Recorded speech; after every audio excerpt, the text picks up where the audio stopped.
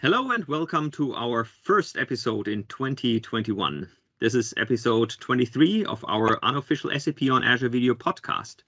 Today is January 8th, and together with Goran and Robert, we're here to talk about anything related to SAP and Microsoft. Hello, everyone. Hi, welcome and Happy New Year. Thank you, same to you.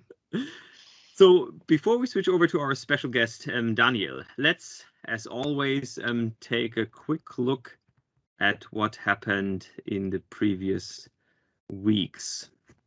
So I actually want to start with, since this is a new year, I want to highlight all the content that we have created in the previous 20 episodes. And we have created a site on GitHub where we linked all the content that we created. And actually, so we skip this intro.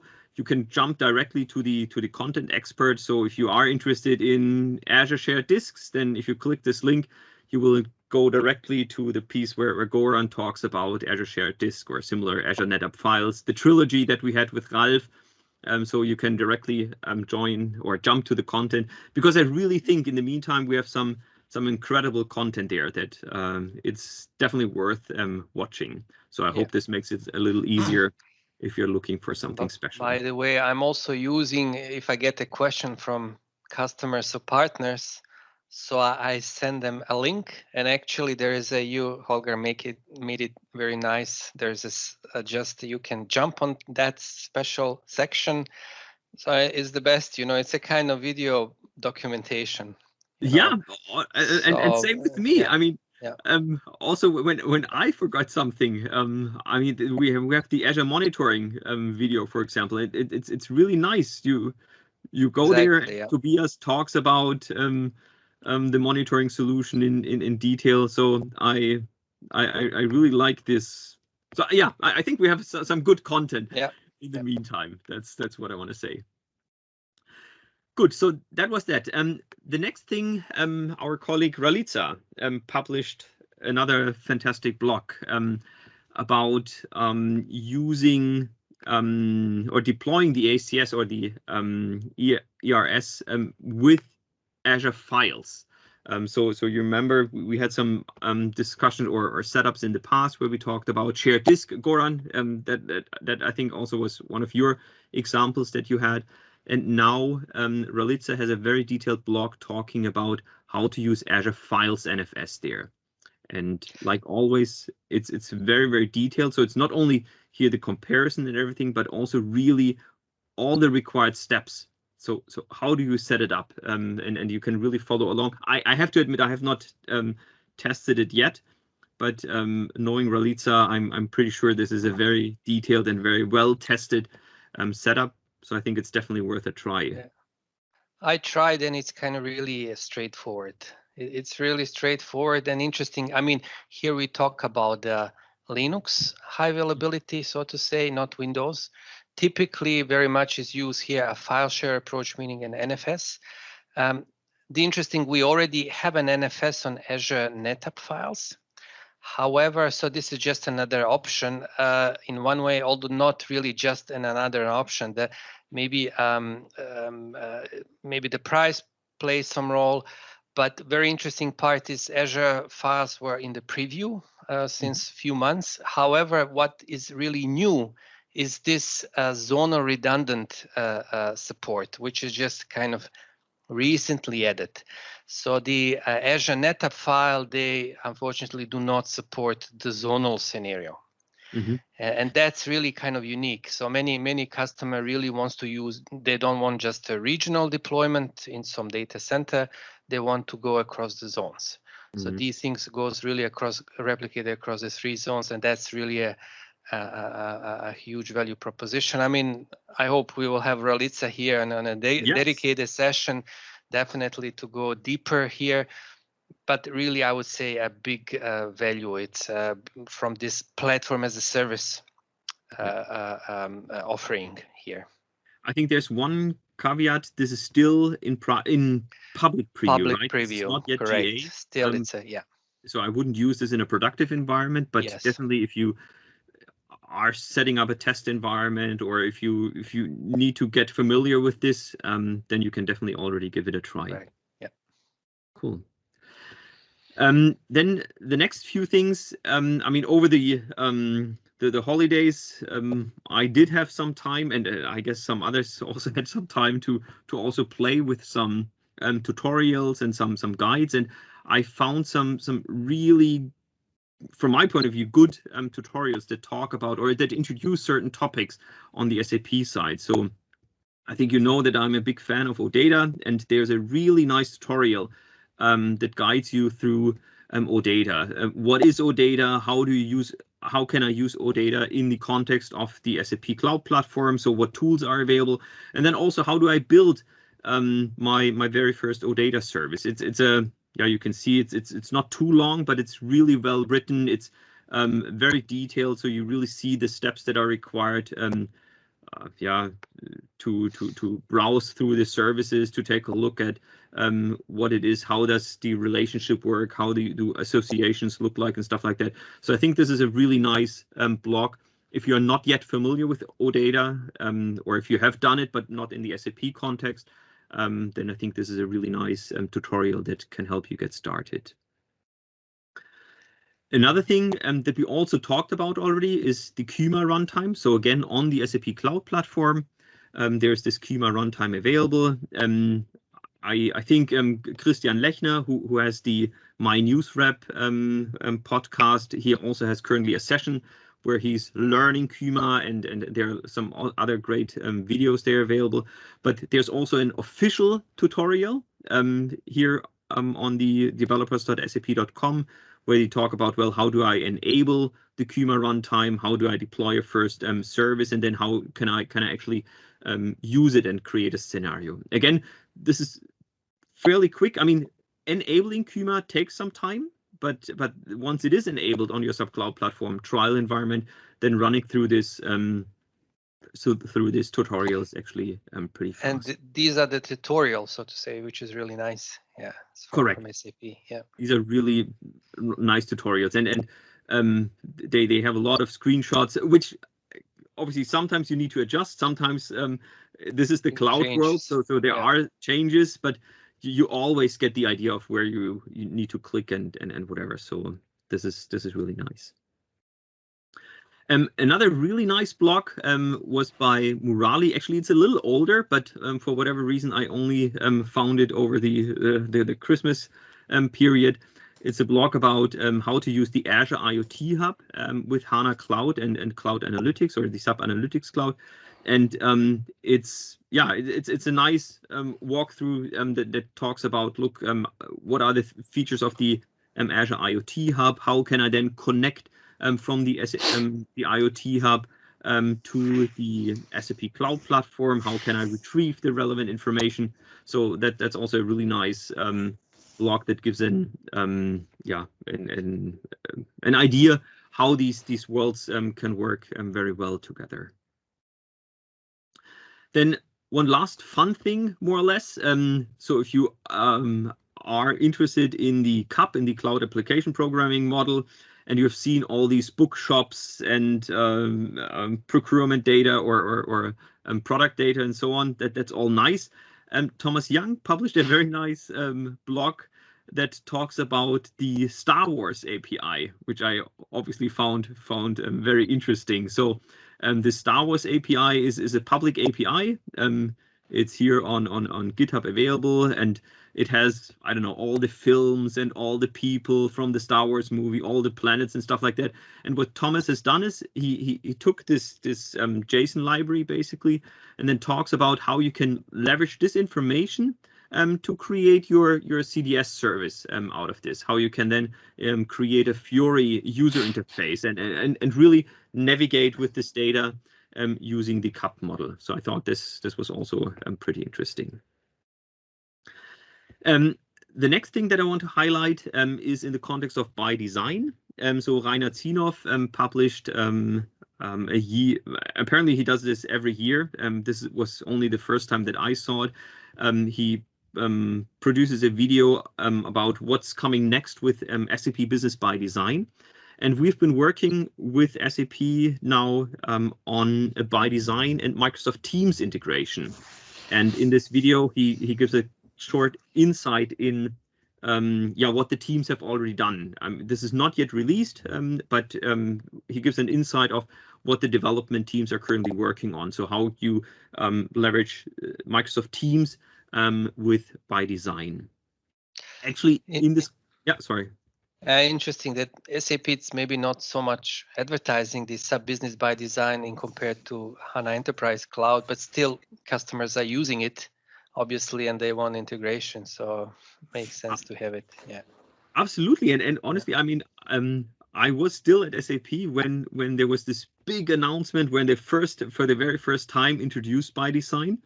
And I think there was a little pushback from the customers, but in the meantime, actually, ByDesign became a really nice product.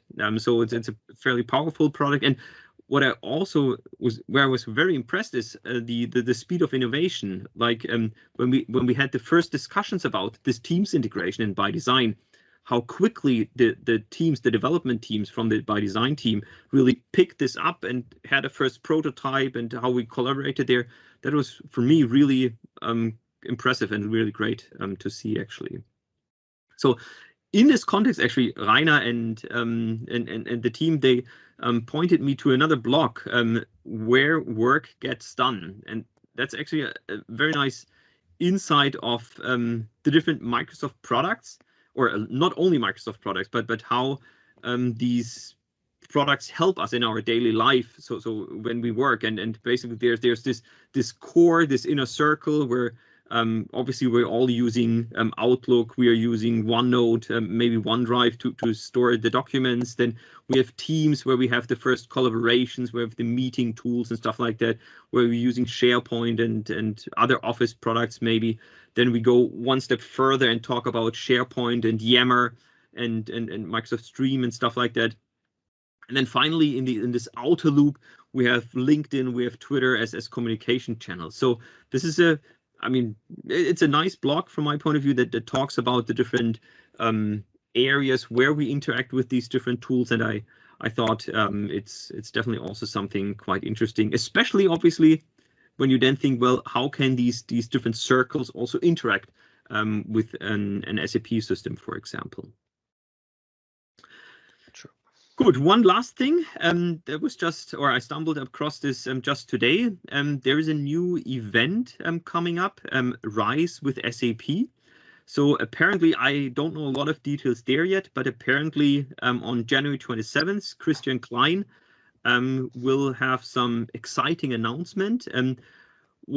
So I think, first of all, it will be interesting to hear what these announcements are, but what I also really love is this continuation that he says, well, look, there will be this announcement, but after this announcement, there will also be a dedicated time where he will answer questions from the audience. So at least I thought it is somewhere. Maybe it's, here. So afterwards, Christian will continue to interact with the customers. And I think that's really something that we're seeing a lot now, that Christian and the whole team, look at Thomas Sauer and the others, that they are very open to really engage with the customers, with the partners, with the community. So first of all, I guess this will be an interesting event, but then also really, again, this openness from SAP that they're really willing to immediately interact with the customers and the partners.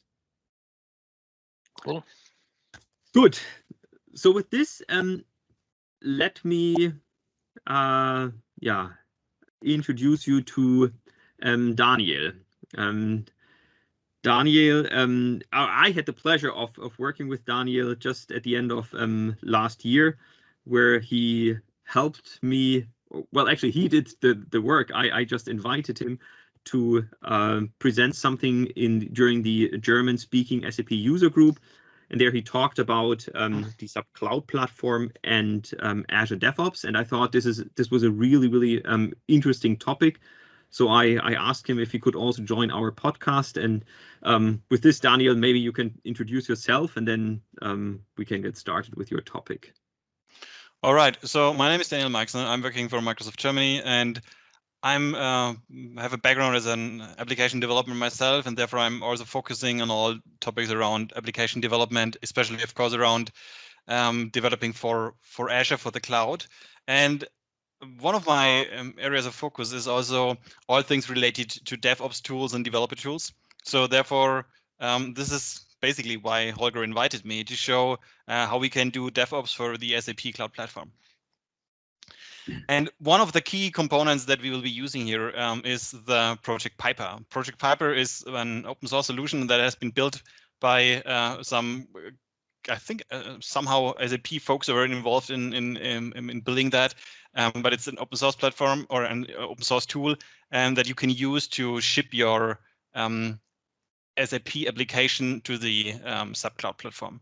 And what I want to show today is how this can be done using the Azure DevOps platform. So basically, we integrate the Piper tooling into the Azure DevOps pipelines, and this can be a very interesting scenario for companies that do not only use stuff like the SAP Cloud Platform, but have a more broad field of applications that are developing, and they are looking for a solution that can support multiple different technologies that shall be deployed to any kind of platform. So let's say you have some web applications using Java, you have some other web applications using .NET Core, and then maybe you have also some SAP applications, and you want to have a really powerful generic solution that you can use as your DevOps platform. Then I think the approach to just integrate existing tooling like the tooling Piper into that platform and to see how you where you go from there would be a really beneficial approach. Mm-hmm. So what I would demo to you is basically end-to-end what Azure DevOps looks like and how the Piper tooling integrates into that. Perfect.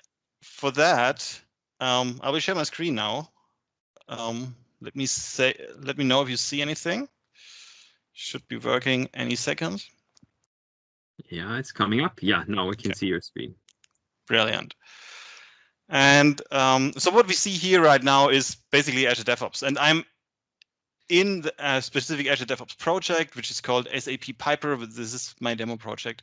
And you see on the left side here a bunch of menu items. And I just want to go really quickly over them, because then later on we will dig into some of them a little deeper. But most important today, obviously, is the pipeline section. So first of all, the board section, basically this gives you all the tools that you need for planning a product, and we will see that in a second. But the basic idea behind the Azure DevOps platform is that you get everything you need anyway to do a software project in one platform combined. So Azure DevOps basically has those modules built in, and you can pick and choose which of them you want to use. And we are going to use Azure Boards as our planning component for our little project that I will demo today. Then we have the Azure Repos section. Azure Repos basically means you need source control, and here's source control built right into the Azure DevOps platform. It's called Azure Repos. It's based on Git, and you can use that, and we'll use that as well for our source code for our SAP Cloud Platform application. Next part here is Azure Pipelines. Azure Pipelines basically describes how you want to build or deploy an application, though it's kind of an automation platform within Azure DevOps. And we are going to use that and combine that with the Piper project to deploy the SAP application to SAP. And I will not go into details of those test plans and artifacts, just for you to know, there's also a test plans section and an artifacts section. Test plans basically gives you the chance to schedule and plan manual tests that you want to execute on the software you're going to ship. We will skip that for today because we would have run out of time. And the artifact section, we will also skip that. That basically means you have some kind of your own artifact storage that you could use to, for example, store specific libraries or specific applications and that you want to reuse later. For the compliance, if you ask what that is, that's something very specific to Microsoft, because I'm connected here with the Microsoft Azure Active Directory and with the Microsoft subscription. So therefore, this is a special extension that can be seen here, just in case you wonder why you don't have that in your account. Okay, so this is basically the overview of Azure DevOps. Now, let's say we want to change a running application in Azure DevOps, and we want to do, of course, the coding manually, but everything else should ideally work automatically, fully automatic. For that scenario, I set up some samples here, and the application that we're talking about is really simple. I kept it as simple as possible because I don't want to lose the focus. And as you see here, here's our SAP Cloud Platform application running in SAP Cloud. And it just says on a title, Hello World from SAP. That's super simple. And let's say we want to change anything in something in that application by modifying the title or something like that. What we would do typically is, if that was a real software project, of course, we would start with doing some planning. And we would do that planning right in Azure DevOps and plan that task. So let's do that now.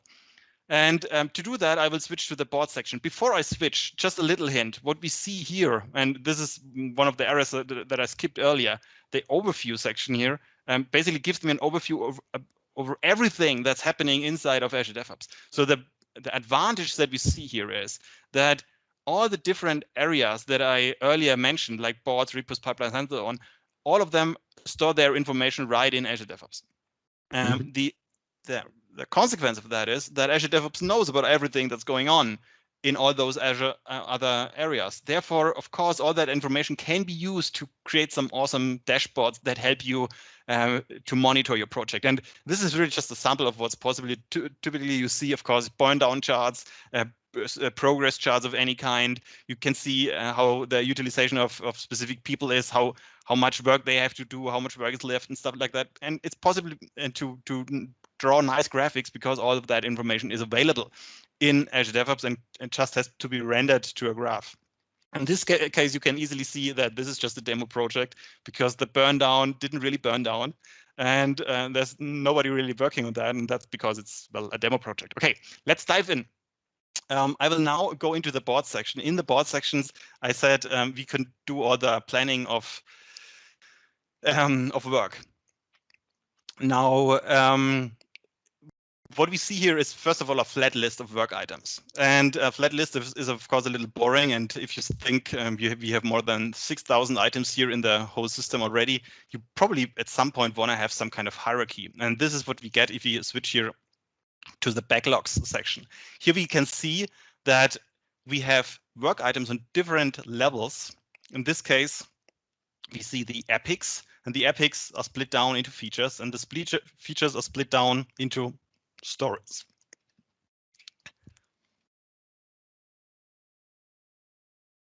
Oh, okay. Take something to drink. I'm back. Oh, perfect.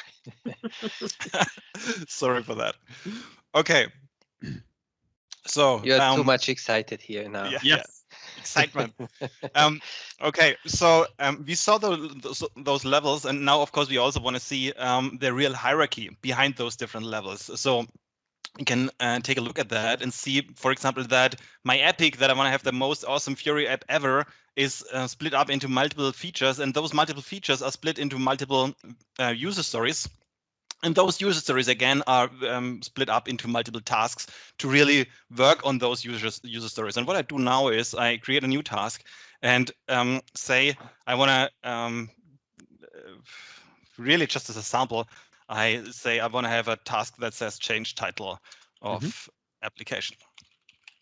And after that, basically, that's available here in my list of tasks. And now I would do the planning. I would say I want to work on all those tasks in my current iteration, so I can really just drag that over to my planning for a specific time slice, which will end tomorrow or today even. It's the 8th. The 8th, yeah, it will end today. Oh, we have to hurry up a little.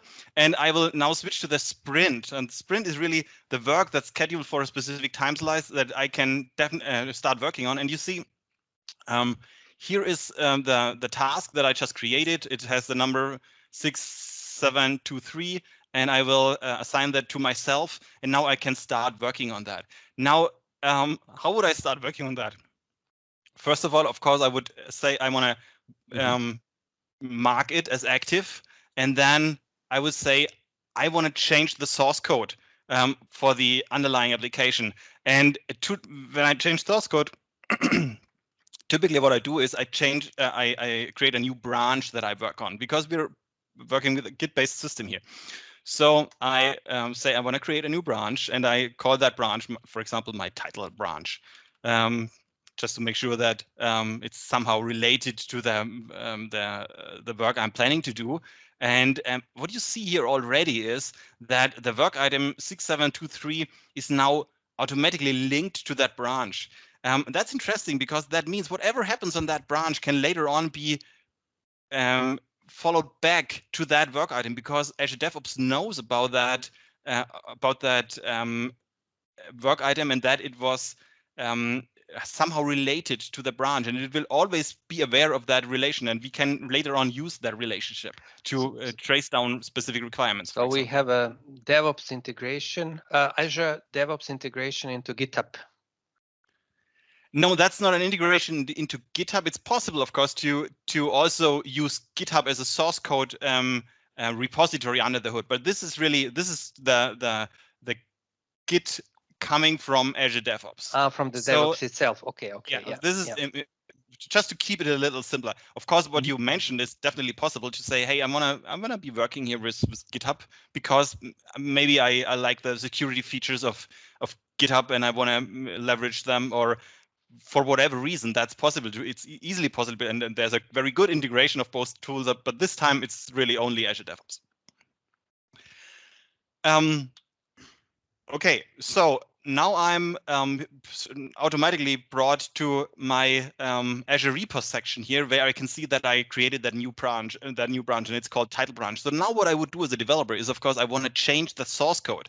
And to change the source code for SAP Cloud Platform application, I have that SAP Business Application Studio, and I opened that already, and basically open up the repository living in Azure DevOps. This is what we have right here, and I can do a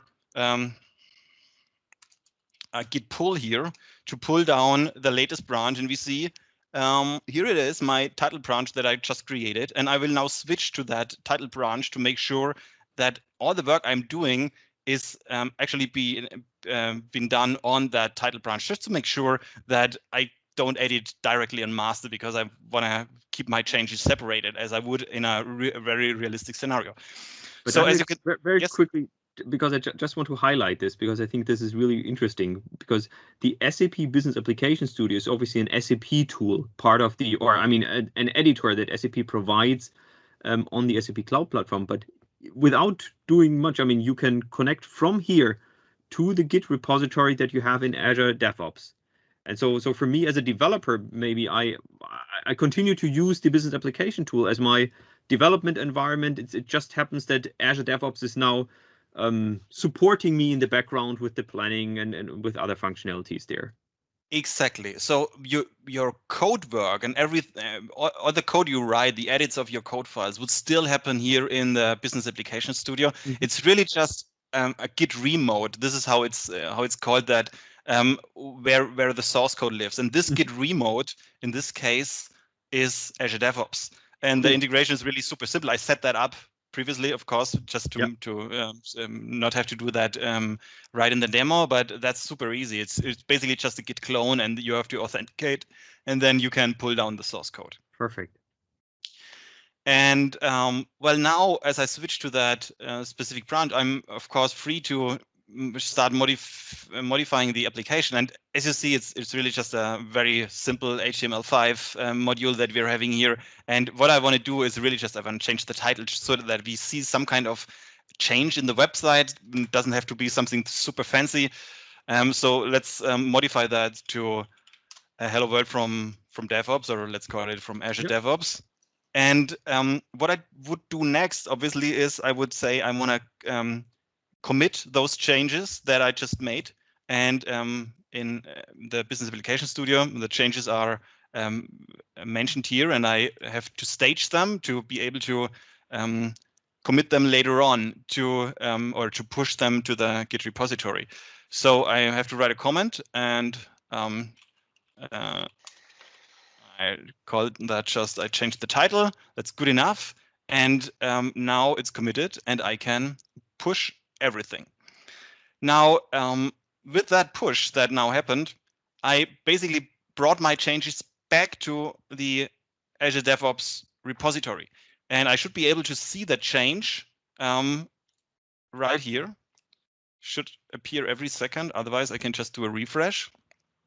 And you see here, I updated title branch just now. This is basically my change. So now what we typically do in software development is that now it's time for somebody else to review what I just coded.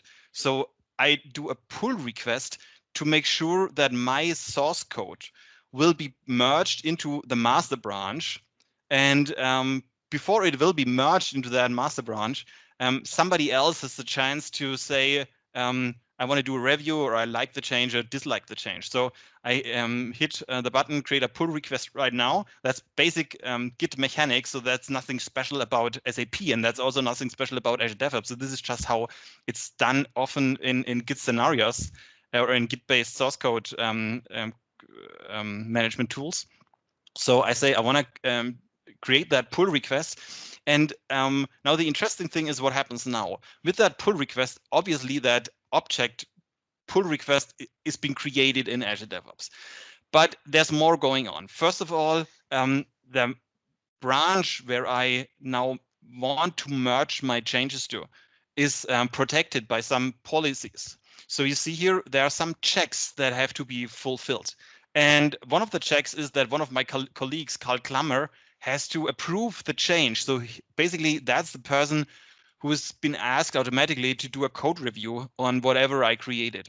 And there are also more checks running because I also have created a policy that enforces that build process has to be completed and has to finish successfully before it will be possible to really merge my code change in the master line. This protects my master for bad code that couldn't even build. And it's totally up to me to define what shall be executed during that build. And we will take a look at this and what's going on in there in a few seconds. You also see there's another check, work items must be linked. That's interesting. So with that policy, you can enforce that always with every pull request, there has to come a work item that's somehow related to that change. In my sample here, I didn't even have to do anything manually for that because if you remember, when I created that new branch that I've been working on, I did that starting from the work item that I wanted to edit. Yeah. And Azure DevOps basically kept all that information, and therefore it could draw the conclusion that this work item should be attached here to that pull request, and you can see it right here. Okay, while the build is running, let's switch over to my colleague Kyma and make sure that he can do the review. And for Carl, I created something right here. You can see here another instance of Edge, where I'm signed in as Kyma. And you can see Carl has a pull request waiting for him. And that's a pull request that I just created as Daniel Meixner. And basically, Carl can now go in and say, I want to do the review and want to see if whatever Daniel coded here is good or is bad. And of course, we can also communicate here in the context of a pull request. That's very helpful because often it might happen that something in the source code is not perfect yet, and therefore I should do some modifications. And therefore, Carl could write here something like, I don't like it yet, and could comment on that. And I will instantly see that here as a change or as a communication that happened. And I could answer, but I do. and or of course, reply obviously, resolve. yeah, and then say, okay, that's good enough. Mark that is resolved or something like that. So you could keep the communication around a pull request really in context. That's really helpful, because otherwise that kind of communication would happen probably in email or wherever, and nobody would ever be able to find it later on, but we want to be able to find it. So, okay, let's say Carl would be really interested in taking a look at the files. Then you see he could have all the files reviewed here. We see a nice comparison of what actually changed. And even here, it would be possible to add additional comments, but let's skip that for now, because I really think it's not that important. The important thing that Carl has to do, however, is he has to hit that approve button, because this is enforced by the system. If Carl doesn't approve, my source code change will not be merged. So let's hit the approve button. You see it's been approved. Carl hit the button. We have the green check mark, and we can now say we want to complete that, and we want to merge as soon as the rest of the policies allow the merge. So now let's jump back, because Carl basically is done, and we can see if all the other checks went through successfully. And you see now it says all checks actually succeeded in the meantime. Now, there was one check that we didn't look into yet. That was that SAP PR validation build. Let's take a look at that. What happened here? Basically, what happened here is that for the change that I made, a build definition has been executed, and that build definition was based on Project Piper. So let's take a look at what that actually looks like. You see, it's 3 steps. We executed some unit tests. We downloaded Project Piper, and later on we created an MTA out of it. And we can now go into that pipeline and take a look at what that basically is made of. So as you see here, we set the PR trigger to, so basically that means that pipeline shall be executed, or that build shall be executed whenever a pull request has been created. And now let's take a look at what actually happens here. So first of all, I downloaded the Piper tooling. And actually, that was not really the first step. It did happen after the unit test. But let's skip the unit test section for now, because the unit test section was really just running npm test. That's not really related to the Piper tooling. So I have to download the Piper tools. For that, I'm using a specific VM based on Ubuntu and a specific container image. And in that image, I then basically say I want to download with the curl command the Piper tooling that I want to use later on in later section in the process. And after that, if I want to build the MTA, I say, okay, that can only be the next step after downloading. So therefore, you see with that little depends on section here, you see the sequence that has to be kept. And I say I want to take those binaries that I just downloaded, and I take them from the cache. This is basically this section here. And then I run the MTA build command. And the output of that will be stored in an mtar artifact that will later on be available to use if I would want to use that. So in this case, I really only build and see if the build will be successful. I don't deploy anywhere yet, because this is really only about making sure that the application is actually able to build, if the build will complete, and if my unit tests will be successful. The interesting thing is what happens afterwards. After I did that SAP PR validation, obviously the merge to the master branch happened, and the merge to the master branch kicked off another pipeline, and that other pipeline is the SAP CI/CD pipeline that I created here. Let's take a look at that, because I think that's a little more interesting. You see, in that SAP CI/CD pipeline, now you have multiple stages. We have that one stage that builds, another stage that's called dev, another stage that's called QA, another stage that's called production, and we have another stage called perf test for performance tests. Now, this is basically the run that's been executed right now because of that merge that I just made when the pull request was accepted.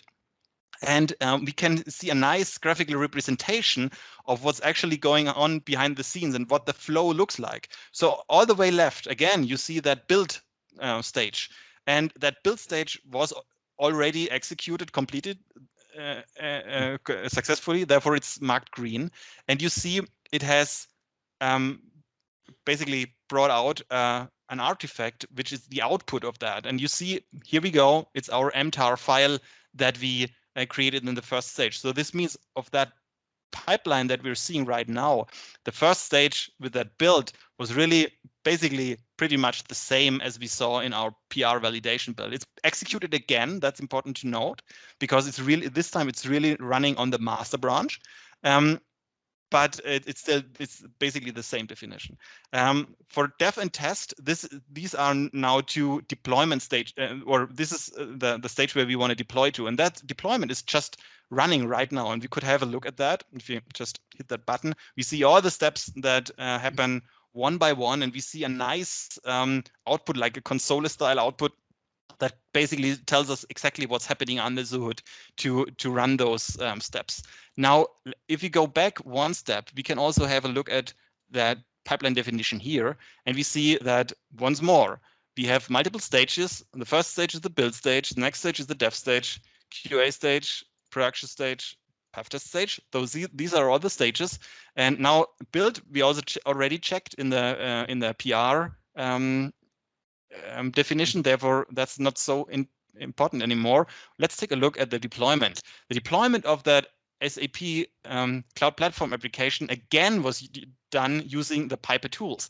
We're running in a container with a specific image, which would be the ppiper image, and then we of course use the artifact from the build stage, the mtar. This is what we want to deploy. And after that, we use the bin piper command to do the Cloud Foundry deploy to our cloud platform. And you see all the specific details about the URL, users, passwords, and so on that need to be provided to be able to push something to a cloud. They are here brought into that command and are stored as variables here in our deployment pipeline. And therefore, it's a really simple thing. It's really a one-line command to deploy something using the Piper tooling. And where am I actually deploying to? Let's take a look at our target environment here. You see we have our sub account here in the SAP Cloud Platform, where I have created 4 different spaces, and those 4 different spaces are basically the spaces where I deploy to with those different environments from Azure DevOps. So let's take a look at what that looks like now. If I take a look at the pipelines, let's see if some of them already has been deployed to, and we see yes, dev is green, therefore we should be able to call dev. We can check later if it actually has been executed successfully. But we also see that before it's been deployed to the QA stage, some checks have to be passed. So again, this is these are the mechanics to make sure that specific deployments are gated and that there's a certain insurance that whatever will be deployed to those environments is valid. So therefore, somebody has to approve that. You see, one approval is needed here, and we can see who should be doing that. And we see Karl Klammer in that case has to do the approval. So let's switch back to Karl Klammer. Let's go to the pipeline, and Karl can do the approval of that here. He also got an email notification for that, by the way. So Karl can do the review. And here's also a nice little hint that says, hey, you have to call a certain URL to make sure that the application is actually running. I opened it already. Let's do the review. Okay, did it change? Yes, it changed. It says now, hello world from Azure DevOps. It did work. So I think it's nice. It's nice. And I approve that. And this will make sure that the pipeline will now continue to run to the QA stage and later on to the perf test stage and also to the production stage. So we have kind of different gates defined for different environments. And those environments, by the way, are really a first-class object in Azure DevOps. So I can define environments as I prefer. And for all those different environments, I can define what kind of gate or policy or approval I want to define here. And you see for the QA stage, I defined that I have a bunch of approvers, Carl, and that also the deployment has to happen at business hours. So one last thing here to show you is when I'm inside of an environment, I can see what happened on that environment before. So I can see all the deployments that have been made to that environment. And this is basically the history of what happened on that specific environment. And that helps me, of course, to figure out what software version is actually running, what changes have been made there.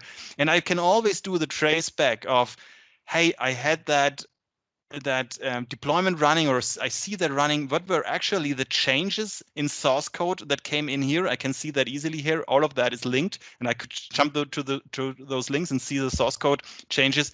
But I could also go back and say which work items did actually lead to those changes that we see here. And it would be super simple to just click that and navigate back in the history, because Azure DevOps holds all that information, which helps me to do the trace back of specific code changes to requirements, or from requirements going forward to the corresponding code change and to the change in the application running on SAP Cloud Platform. So this basically is an end-to-end demo that kind of showed how we come from a requirement to change in SAP Cloud Platform using the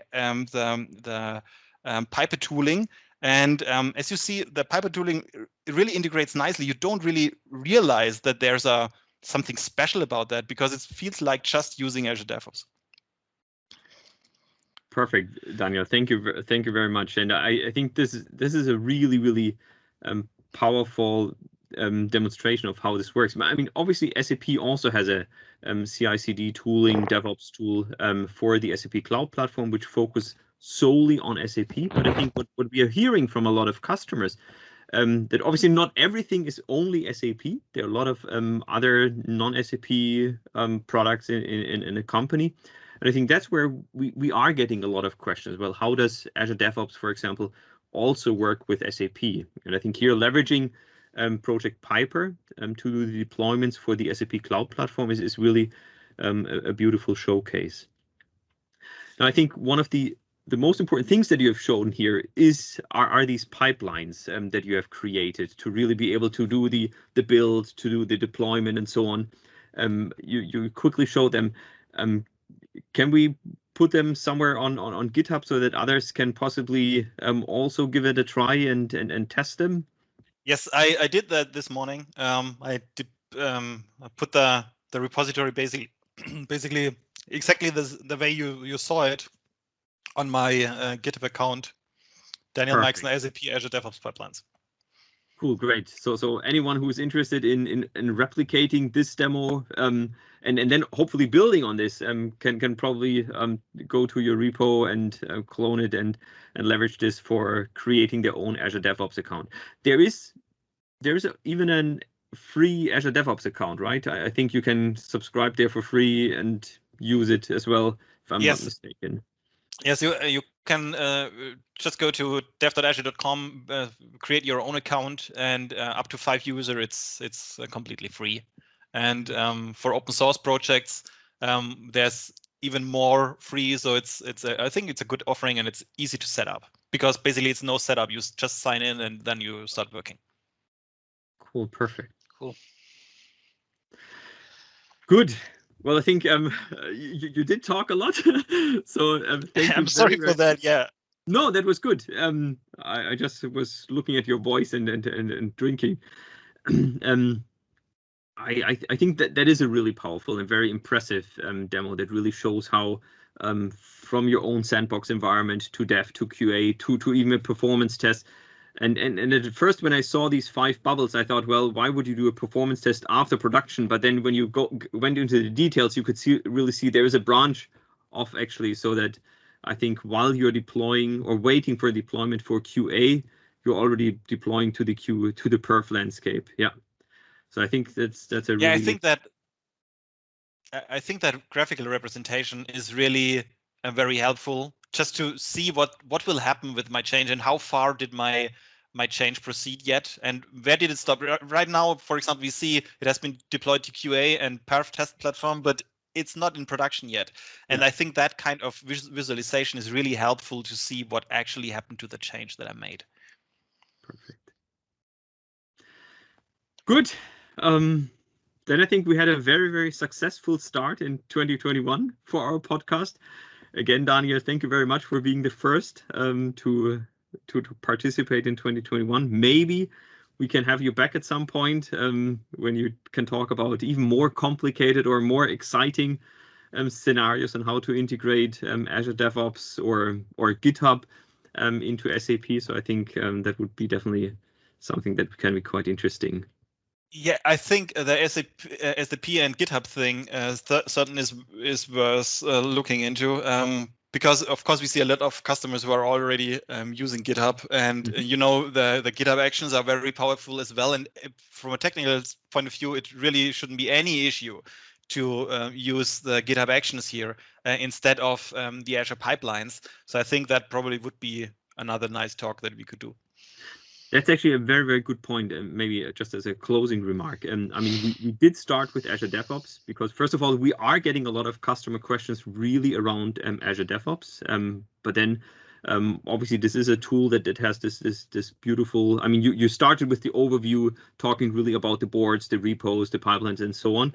But I think it's important to highlight what you just said, that the heart of this, or one important piece of what you have done here, is creating the pipeline, and it should be fairly easy to take the pipeline from Azure DevOps and leverage it in Azure in GitHub Actions as well. Exactly. Yeah. So the mechanics behind both platforms are developed by the same team. So the YAML pipelines here in Azure DevOps and the GitHub Actions are basically coming from the same team. So there's not a big change in the things we have to set up to make that work. Good. Then again, thank you for joining us today, and I hope to see you soon again. Sure. Thank you as well. Thank you. Bye. Bye.